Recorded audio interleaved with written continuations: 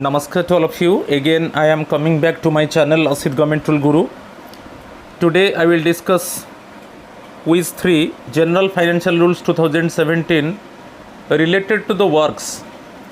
In this part, I will cover original work, minor work, and repair works in government departments.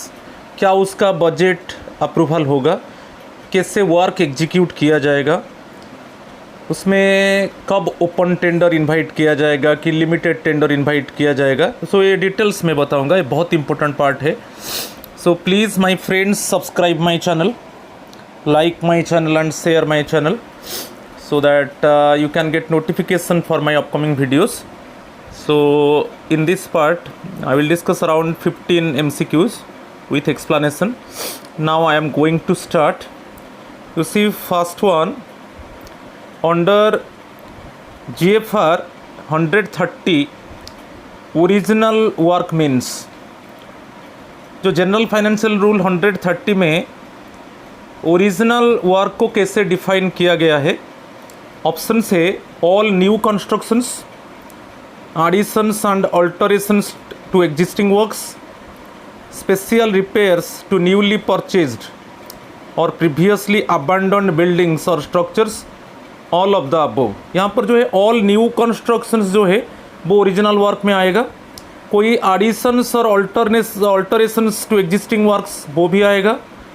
कोई building को abandon कर दिया गया था, उसका स्पेशल रिपेयर हो रहा है। कोई न्यूली परचेज्ड बिल्डिंग, उसका स्पेशल रिपेयर हो रहा है, ये भी ओरिजिनल वर्क में आएगा।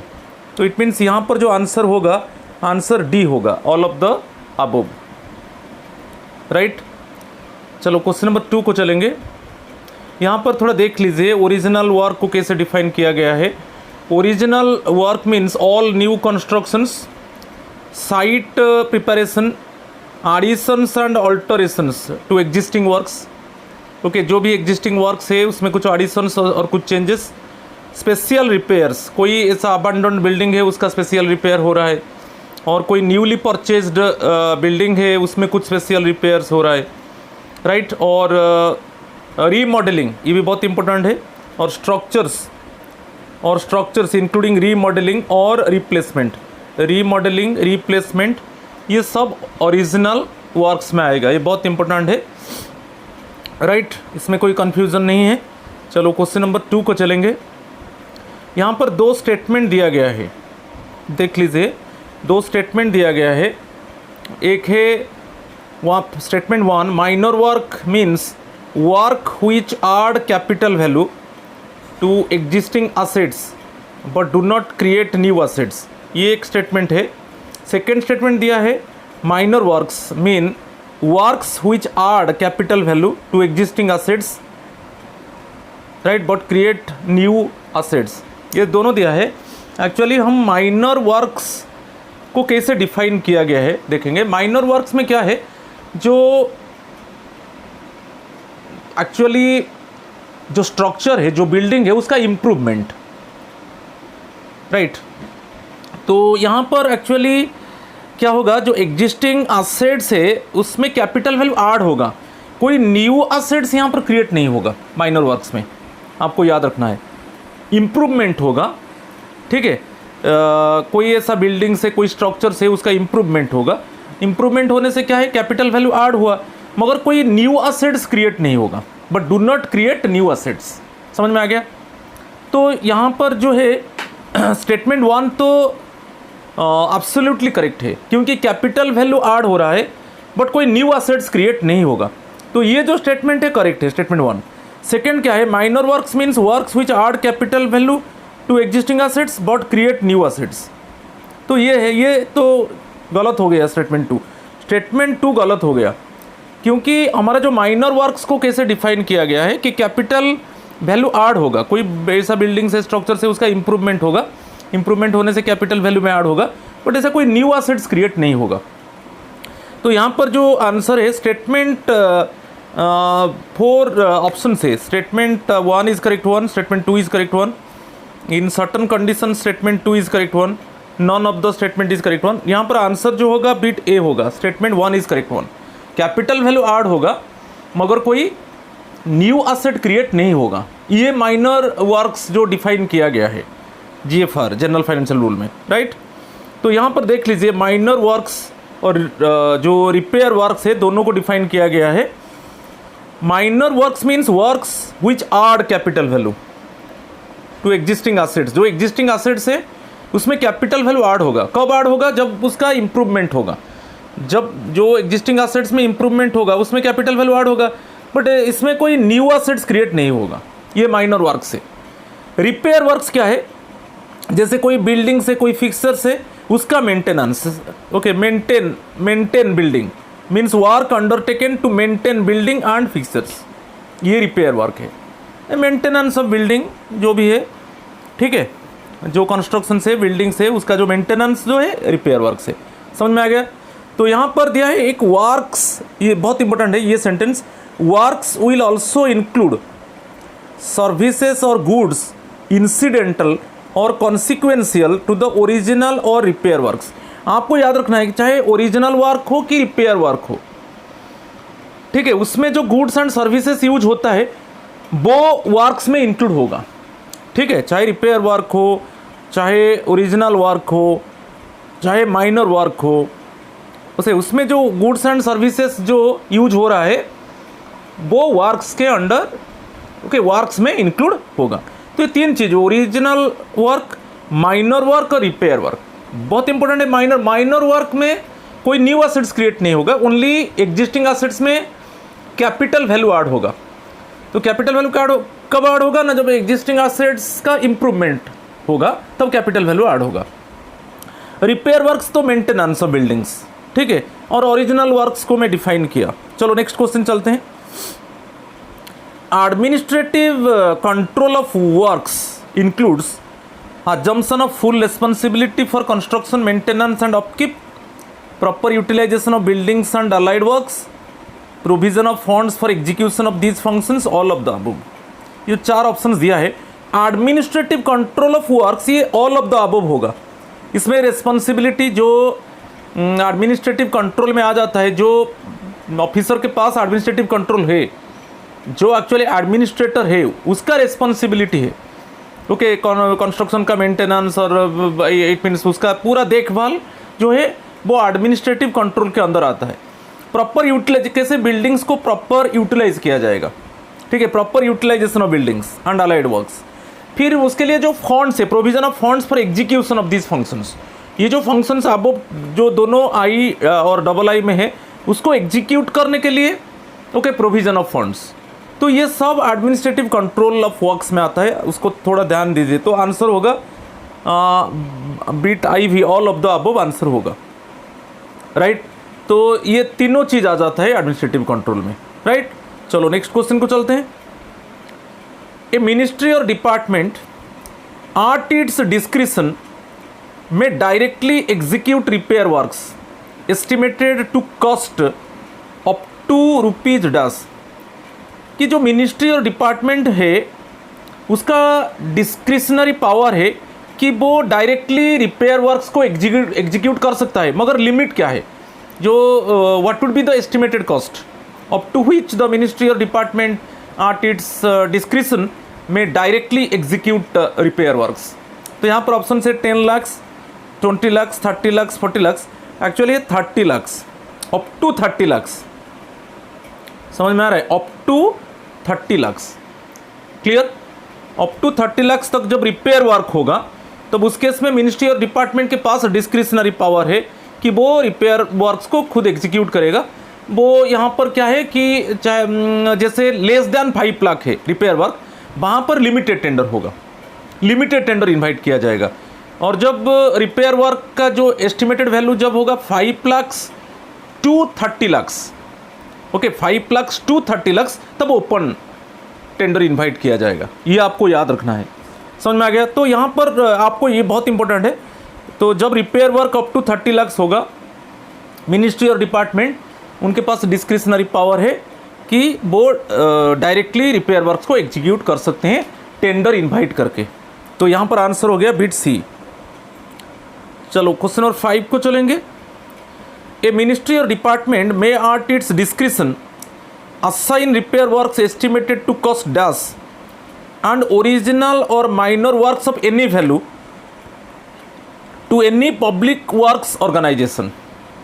Any public works organization means suppose central public works organization कि स्टेट पब्लिक वर्क्स ऑर्गेनाइजेशन, ठीक है, कि यानी पब्लिक सेक्टर अंडरटेकिंग, जो पब्लिक सेक्टर अंडरटेकिंग कोई सिविल वर्क और इलेक्ट्रिकल वर्क कर रहा है, कि ऐसा कोई ऑर्गेनाइजेशन है जो बेसिकली सिविल वर्क करता है, तो यहाँ पर जो है वो असाइन रिपेयर वर्क्स, तो ministry department may at its description assign repair works estimated to cost dash and यहाँ पर याद रखना है ओरिजिनल और minor works of any value, जो भी ओरिजिनल वर्क होगा कि माइनर वर्क होगा एनी वैल्यू, मगर यहाँ पर दिया है कि रिपेयर वर्क के बारे में मैं अभी बताया, repair work up to 30 lakh, तो खुद मिनिस्ट्री और डिपार्टमेंट के पास डिस्क्रिशनरी पावर है, वो टेंडर इनवाइट करके, ठीक है, टेंडर इनवाइट करके वो वर्क को एग्जीक्यूट कर सकता है। मगर यहाँ पर जब आपको याद रखना है, जब रिपेयर वर्क अबव 30 लाख होगा, जब रिपेयर वर्क्स अबव 30 लाख होगा, ठीक है, 30 लाख से ज़्यादा होगा रिपेयर वर्क, तब क्या है ना, वो वर्क कौन करेगा ना, से public works organisation, public works organisation, central public works organisation, central public work department, state public work department, any public sector undertaking those it means those are doing basically civil works, कि ऐसा कोई central government का कि state government का organisation है जो civil works करता है, ठीक है। तो यहाँ पर आपको दो चीज़ बहुत ध्यान देना है, आपको यहाँ पर याद रखना है, मोर देन 30 लाख जब होगा तब वो सेंट्रल पब्लिक वर्क्स ऑर्गेनाइजेशन वो काम करेगा। जब रिपेयर वर्क्स का estimated value more than 30 lakh होगा तो definitely it means this work assign to central, assign to public works organisation, चाहे वो सेंट्रल हो कि स्टेट हो, क्लियर।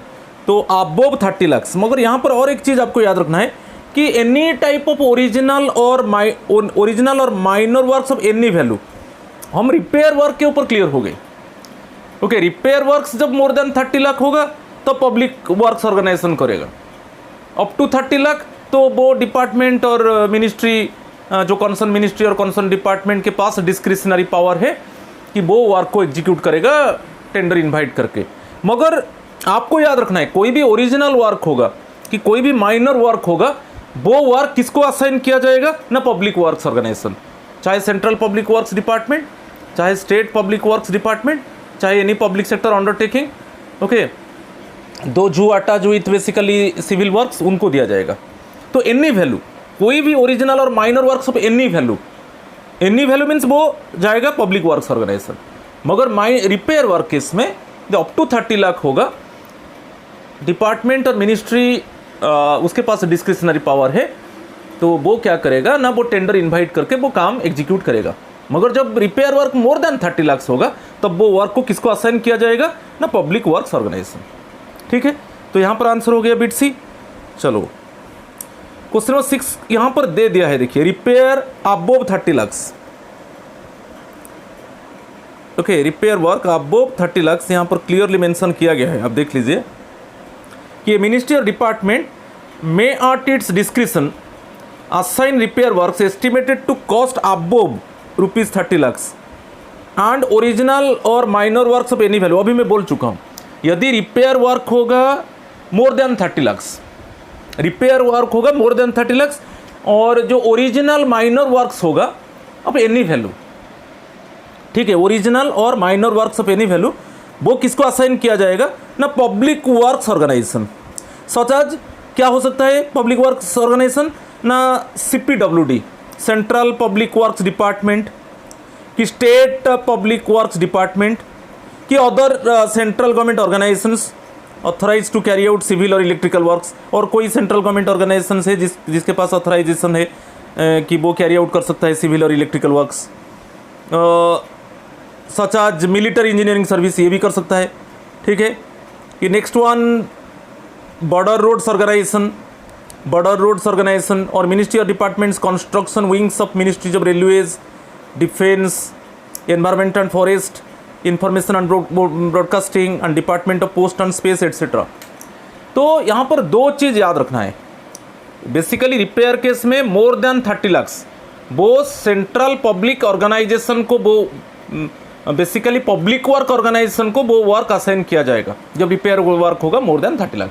और जो ओरिजिनल वर्क और माइनर वर्क उसका कोई भी वैल्यू है, कोई भी एस्टिमेटेड वैल्यू, उसका लिए कोई लिमिट नहीं, कोई भी estimated value in case of original work और माइनर वर्क वो किसको असाइन किया जाएगा ना पब्लिक वर्क्स ऑर्गेनाइजेशन, चाहे central public works department, state public works department और any other central organisation. Okay, basically doing civil works and electrical works, ये यहाँ पर दिया है। जैसे बॉर्डर रोड्स ऑर्गेनाइजेशन कि सपोज मिनिस्ट्री ऑफ रेलवे का जो कंस्ट्रक्शन विंग है कि डिफेंस का जो कंस्ट्रक्शन विंग है वो भी कर सकते हैं। ठीक है, चलो question number 6, A ministry or department may at its discretion assign repair works estimated to cost above rupees 30 lakhs and original or minor works of any value may award to। अभी मैं बता चुका हूँ जो जब माइनर वर्क्स होगा above rupees 30 lakhs और जो ओरिजिनल और माइनर वर्क्स होगा एनी वैल्यू, तो वो जो अवार्ड ऑफ कॉन्ट्रैक्ट किसको दिया जाएगा जब रिपेयर वर्क होगा मोर देन 30 लाख और ओरिजिनल और minor works of any value. अभी मैं बता चुका हूँ कि सेंट्रल और state public works department is any other central और स्टेट गवर्नमेंट ऑर्गेनाइजेशन और PSU public sector undertaking which may be notified by the ministry of urban development for such purpose, ये भी हो सकता है। Any public sector undertaking set up by the central और state government to carry out civil और electrical works, ये भी हो सकता है। तो आइदर A और B और C, आंसर भी D होगा। ठीक है, अभी मैं उसको ऑलरेडी एक्सप्लेन कर चुका हूँ, आंसर बी D होगा। राइट, चलो क्वेश्चन नंबर 7 को चलेंगे। In procedure for execution of works limited tenders will be called for works costing dash. मैं अभी बताया था जब repair works less than 30 lakh होगा, जब repair works less than 30 lakh, तो यहाँ पर और एक चीज़ याद रखिए, बता देता हूँ। जब repair work less than 5 lakh होगा तब लिमिटेड टेंडर इन्वाइट किया जाएगा। ठीक है, क्योंकि जो कंसर्न डिपार्टमेंट मिनिस्ट्री है उसके पास डिस्क्रिशनरी पावर है कि वो वर्क को एग्जीक्यूट करेगा। तो उस केस में जब repair works less than 5 lakh होगा तब लिमिटेड टेंडर को इन्वाइट किया जाएगा। ठीक है, तो आंसर आपको मिल गया, ये answer is bit A. Right, समझ में आ गया। जब repair works less than 5 lakh होगा तब डिपार्टमेंट और मिनिस्ट्री के पास डिस्क्रिशनरी पावर है, वो वर्क को एग्जीक्यूट करेगा, तब वो टेंडर इनवाइट करेगा। किस तरीके का टेंडर ना, लिमिटेड टेंडर वो इनवाइट करेगा और अवार्ड ऑफ कॉन्ट्रैक्ट दिया जाएगा। चलो क्वेश्चन नंबर 8 को चलेंगे। In procedure for execution of works open tenders will be called for works costing. अच्छा, ओपन टेंडर कब आता है? Open tender it is 5 lakh to 30 lakh. जब रिपेयर वर्क्स, क्योंकि हम जानते हैं up to 30 lakh concern department और मिनिस्ट्री के पास डिस्क्रिशनरी पावर है, वो खुद वर्क को एग्जीक्यूट करेगा। ठीक है, तो इस केस में क्या होगा ना, लेस देन 5 लाख वो लिमिटेड टेंडर को इनवाइट करेगा और जब रिपेयर वर्क का जो एस्टिमेटेड वैल्यू होगा 5 लाख टू 30 लाख वो ओपन टेंडर को इनवाइट करेगा। यहाँ पर ओपन टेंडर के ऊपर पूछा है, तो ओपन टेंडर के ऊपर पूछा है मीन्स, तो जब रिपेयर वर्क का जो estimated value 5 lakh to 30 lakh, तो भी आपको आंसर मिल गया। Answer is bit B, 5 lakh to 30 lakh open tender, less than 5 lakh repair work, तब कंसर्न मिनिस्ट्री और डिपार्टमेंट क्या करेगा ना, लिमिटेड टेंडर इनवाइट करेगा। ठीक है, क्लियर। चलो question number 9, a project costing dash is approved, the administrative ministry और department will set up a review committee. तो आपको देखना है कि प्रोजेक्ट, यहाँ पर एक दो चीज़ मैं बता देना चाहता हूँ। Suppose basically more than one work consist of a project, वो एक वन वर्क उसको माना जाएगा। मोर देन वन माने works are not independent to each other. Works independent हो जाएगा तो वो सेपरेट होगा। मेरा जो कहने का बात है कि मोर देन वन वर्क, ठीक है, उसको एक प्रोजेक्ट में आ जाता है। मोर देन वन वर्क एक प्रोजेक्ट में आएगा तो उसको वन वर्क हम मानेंगे, मोर देन वन वर्क नहीं मानेंगे।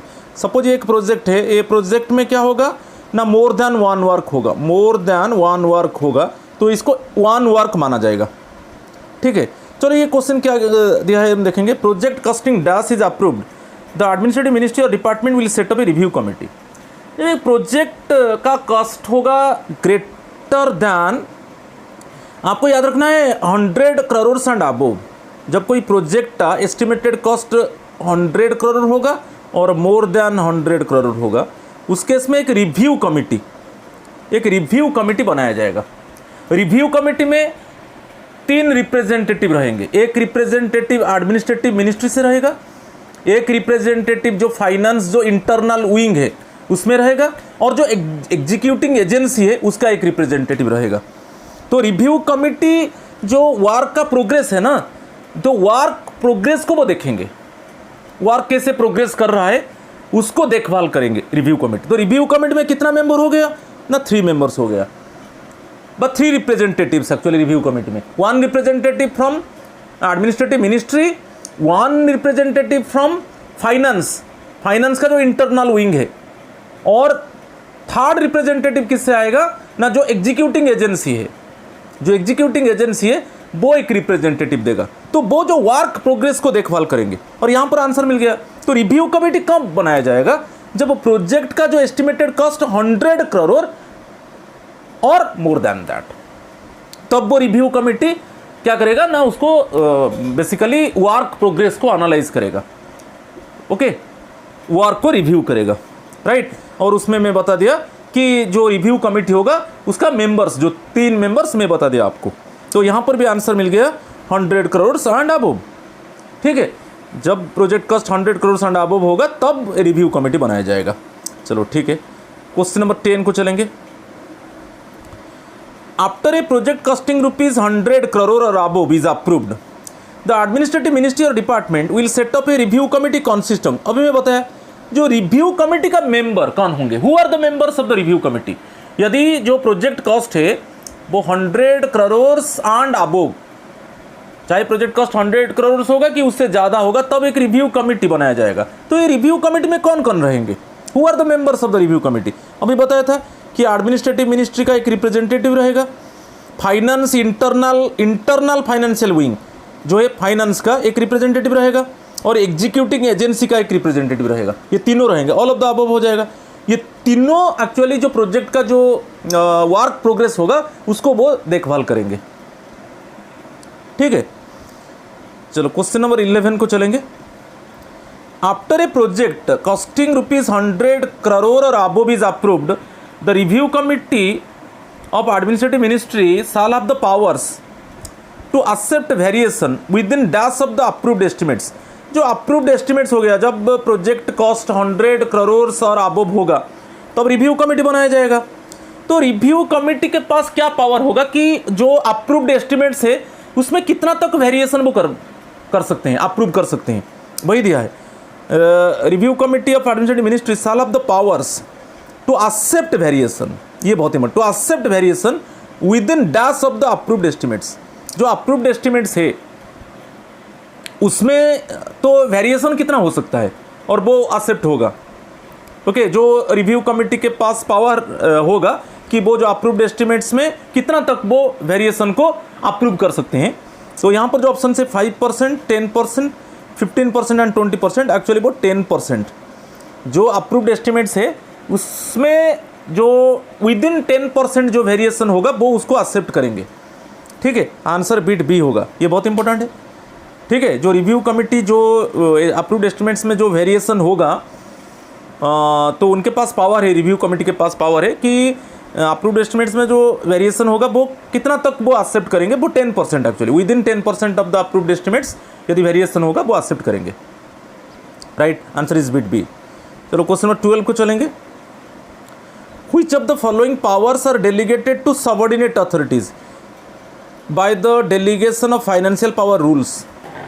सो सबऑर्डिनेट अथॉरिटीज के पास जो delegation of financial power rules जो रहेगा उसमें वो क्लियर दिया है, which of the following powers, किस तरीके का पावर दिया जाएगा सबऑर्डिनेट अथॉरिटीज़ को जो delegation of financial power rules में है, किस तरीके का पावर दिया जाएगा सबऑर्डिनेट अथॉरिटीज़ को ना। टू अकॉर्ड एडमिनिस्ट्रेटिव अप्रूवल, ये ठीक है, sanction expenditure, reappropriate funds, all of the above. Delegation of financial power rules में क्लियरली मेंशन है जब सबऑर्डिनेट अथॉरिटीज़ के पास क्या पावर रहेगा, सबऑर्डिनेट अथॉरिटीज़ के पास किस तरीका का डेलीगेशन ऑफ फाइनेंशियल पावर रहेगा ना, वो एडमिनिस्ट्रेटिव अप्रूवल लेगा। जब कोई इट मीन्स वार्क आएगा उसका एडमिनिस्ट्रेटिव अप्रूवल बोलेगा और जो उसमें जो खर्च आएगा, जो एक्सपेंडिचर आएगा उसका अप्रूवल, बहुत इंपॉर्टेंट है दोनों। ओके, तो फर्स्ट वन एडमिनिस्ट्रेटिव अप्रूवल चाहिए, तो दोनों का अप्रूवल, जैसे वार्क का एडमिनिस्ट्रेटिव अप्रूवल और उसका एक्सपेंडिचर का अप्रूवल ले सकता है। तो सेकंड में वही है टू सैंक्शन एक्सपेंडिचर, और टू रीअप्रोप्रिएट फंड्स को ट्रांसफ़र कर सकता है, ठीक है, from one primary unit to another primary unit, उसके पास भी पावर है। तो आंसर यहाँ पर ऑल ऑफ द अबव होगा। ये बहुत इंपॉर्टेंट है, तो किस तरीके का बेसिकली फाइनेंशियल डेलीगेशन पावर रहेगा सबऑर्डिनेट अथॉरिटीज़ के पास। तो बेसिकली एडमिनिस्ट्रेटिव अप्रूवल, जो भी काम होगा, वर्क्स होगा, उसका एडमिनिस्ट्रेटिव अप्रूवल, और सैंक्शन एक्सपेंडिचर को सैंक्शन करेगा। रीअप्रोप्रिएट फंड्स, एक प्राइमरी यूनिट से और एक प्राइमरी यूनिट को वो फंड ट्रांसफ़र करेगा, ये भी पावर रहेगा। तो answer all of the above, answer is bit D. चलो क्वेश्चन नंबर 13 को चलेंगे। यहाँ पर दिया है कुछ वर्क है, जो वर्क को जो जब एग्जीक्यूट किया जाएगा उसमें किस तरीके से किया जाएगा। Arrange the following events in the sequence in which the procedure for execution works should be carried out. Okay, तो कैसे execution works should be carried out, कैसे कैरी किया जाएगा। तो यहाँ पर दिया है, ऑप्शंस दिया है, तो हम इसको प्रॉपर सीक्वेंस में अरेंज करेंगे। Preparation of detailed design and estimates, limited tenders will be called for works costing less than ₹5 lakhs, execution of contract agreement or award of work, issue of administrative approval and expenditure sanction of estimates, final payment of work। यहाँ पर आपको याद रखना है कि जो fast होगा estimation, detailed design and estimate, fast bit I होगा। फास्ट जब कोई भी वर्क को एग्जीक्यूट किया जाएगा उसका डिज़ाइन क्या होगा, प्रिपरेशन ऑफ डिटेल डिज़ाइन और उसका एस्टिमेट्स क्या होगा, फर्स्ट है। ओके, फास्ट सीक्वेंस में ये आएगा कि वर्क का जो एस्टिमेशन को लिया जाएगा, ओके, जो बेसिकली एस्टिमेशन ऑफ एक्सपेंडिचर उसको देखा जाएगा और उसका डिज़ाइन क्या होगा। उसके बाद अप्रूवल चाहिए। अप्रूवल देखिए आई भी में है नेक्स्ट, किसका ना, एडमिनिस्ट्रेटिव अप्रूवल चाहिए, both issue of administrative approval and expenditure sanction. Okay, अभी वर्क का डिज़ाइन हो गया और उसका एस्टिमेटेड वैल्यू फिक्स हो गया, उसके बाद एडमिनिस्ट्रेटिव अप्रूवल लिया जाएगा, उसके बाद ऑल्सो एक्सपेंडिचर सैंक्शन होगा, ठीक है, ये हो गया। उसके बाद टेंडर इनवाइट किया जाएगा। यहाँ पर दिया है, देखिए बिट डबल आई में, आप जानते हो कि लेस देन 5 लाख होगा limited tender, 5 lakh to 30 lakh open tender. तो वही यहाँ पर दिया है, limited tender will be called for works costing less than 5 lakh, तो टेंडर इनवाइट किया जाएगा। अच्छा, टेंडर होने के बाद फिर कॉन्ट्रैक्ट एग्रीमेंट होगा, III, इसके बाद होगा III, कॉन्ट्रैक्ट एग्रीमेंट और अवार्ड ऑफ वर्क, अवार्ड दे दिया जाएगा। फिर नेक्स्ट होगा क्या ना, final payment for works, bid भी होगा। तो IV, III, भी।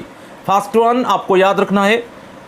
ओके, जब एडमिनिस्ट्रेटिव कंसर्न मिनिस्ट्री और डिपार्टमेंट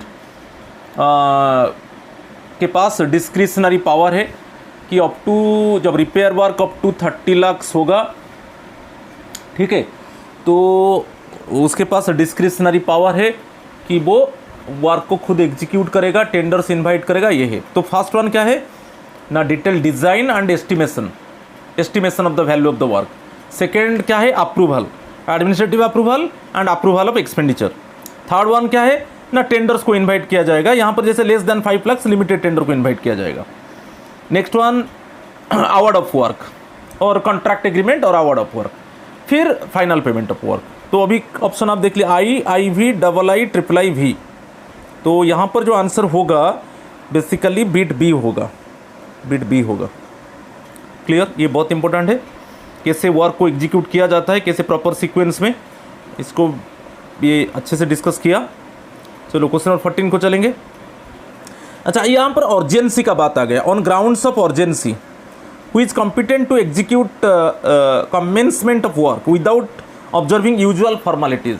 एक्चुअली फॉर्मेलिटीज़ है, मैं जैसे बताया फर्स्ट आपको preparation of design, then estimated value of the cost ना, design and estimated value of the cost. Next आएगा administrative approval, administrative approval of the work and also expenditure approval. Okay, next आएगा tender invite होगा। उसके बाद work contract by agreement होगा और award of contract दे दिया जाएगा, और उसके बाद फाइनल पेमेंट ऑफ वर्क होगा। उसके प्रॉपर जो एग्जीक्यूटिव ऑफिसर है वो जब फाइनल सर्टिफिकेट दे देगा यहाँ वर्क पूरा कंप्लीट हो गया और जैसा गाइडलाइंस था उसके हिसाब से एक्चुअली वर्क कंप्लीट हुआ, तब फाइनल पेमेंट कर दिया जाएगा। ये एक्चुअली प्रोसीजर है। और अर्जेंसी केस में इसको कंप्लाई नहीं किया जाएगा। तो हु इज कॉम्पिटेंट, एक्चुअली यहाँ पर पूछा है कि अर्जेंसी केस में who is competent, who has responsibility okay to execute commencement of work without any formalities. वो है executive officer concern. Urgent time में जो एग्जीक्यूटिव ऑफिसर है, एग्जीक्यूटिव ऑफिसर कंसर्न है, अर्जेंसी टाइम में वो जो फॉर्मेलिटीज़ है उसको कंप्लाई नहीं करेगा, वो वर्क को स्टार्ट कर देगा। मगर उसके बाद वो क्या करेगा, साइमल्टेनियसली वो एडमिनिस्ट्रेटिव अप्रूवल लेगा, ठीक है, और अकाउंट्स ऑफिसर जो है उसको भी इंटीमेट करेगा साइमल्टेनियसली। मगर अर्जेंसी केस में जो फॉर्मेलिटीज़ है वो फॉर्मेलिटीज़ को फॉलो नहीं किया जाएगा, वर्क कमेंसमेंट हो जाएगा। मगर उस समय क्या होगा ना, इमीडिएटली जब वर्क स्टार्ट हो गया वो इमीडिएटली क्या करेगा, साइमल्टेनियसली अकाउंट ऑफिसर को इंटीमेट करेगा और उस समय एडमिनिस्ट्रेटिव अप्रूवल भी ले जाएगा। तो एग्जीक्यूटिव ऑफिसर कंसर्न। और जब आपको याद रखना है, जब वर्क कंप्लीट होता है, वर्क एग्रीमेंट दे दिया गया। अच्छा, वर्क एग्रीमेंट देने के बाद अवार्ड ऑफ कॉन्ट्रैक्ट दे दिया गया, ठीक है, कि यही एजेंसी काम करेगा। तो ठीक है, अभी कमेंसमेंट ऑफ वर्क हुआ, तो उसके बाद जब वर्क कंप्लीट हो जाएगा, यही एग्जीक्यूटिव ऑफिसर एक फाइनल सर्टिफिकेट देगा कि हाँ, जो गाइडलाइंस था, जो बेसिकली वर्क्स रिलेटेड गाइडलाइन था, उसके हिसाब से काम हुआ है। जब एग्जीक्यूटिव ऑफिसर फाइनल सर्टिफिकेट देगा तब एक्चुअली फाइनल पेमेंट कर दिया जाएगा एजेंसी को, ठीक है। तो अर्जेंसी केस में एग्जीक्यूटिव ऑफिसर के पास पावर है कि रिस्पॉन्सिबिलिटी है, वो वर्क को कमेंस कर सकता है without any formalities, but after that simultaneously he has taken permission, he has taken administrative approval and also intimate to the account officer, right? हमारा आंसर बिट बी है। यहाँ पर दे दिया गया है for projects up to ₹100 crore. मैं बोला था जब आपका जो प्रोजेक्ट होगा उसका एस्टिमेटेड वैल्यू 100 करोड़, उसका estimated value equal to 100 crore और ग्रेटर देन 100 करोड़, तो अब रिव्यू कमिटी बनाया जाएगा। Review committee progress of work को देखेगा और रिव्यू कमिटी के पास पावर रहेगा जो एस्टिमेटेड जो वैल्यू को अप्रूव किया गया है उसमें 10% वेरिएशन को वो एक्सेप्ट करेगा, ठीक है, ये था। मगर यहाँ पर क्या है, यहाँ पर थोड़ा क्वेश्चन अलग दिया है। यहाँ पर दिया है up to ₹100 crore. Powers are vested with the administrative ministry और department to accept a variation in the approved estimate within dash. उसमें क्या था, जब प्रोजेक्ट कॉस्ट 100 करोड़ था और उससे ज़्यादा था तब रिव्यू कमेटी बनेगा। रिव्यू कमेटी का मेंबर्स मैं बता चुका हूँ। Review committee progress of work को देखेगा और रिव्यू कमेटी के पास पावर रहेगा कि वो जो जितना जो एस्टिमेटेड वैल्यू को अप्रूव किया गया है उसमें 10% वेरिएशन को वो एक्सेप्ट करेगा, 10% वेरिएशन को वो एक्सेप्ट करेगा। मगर यहाँ पर दिया है कि अप टू 100 करोड़, जब प्रोजेक्ट अप टू 100 करोड़ जब प्रोजेक्ट का एस्टिमेटेड वैल्यू होगा तब जो उसमें जो वेरिएशन होगा वो कितना तक हो सकता है और उसके पास किसके पास पावर रहेगा। यहाँ पर रिव्यू कमेटी नहीं बनेगा, यहाँ पर खुद एडमिनिस्ट्रेटिव मिनिस्ट्री और डिपार्टमेंट के पास पावर रहेगा। तो वो एक्चुअली कितना वेरिएशन को एक्सेप्ट कर सकता है, वही 10% वेरिएशन को एक्सेप्ट कर सकता है। मगर यहाँ पर रिव्यू कमेटी नहीं है।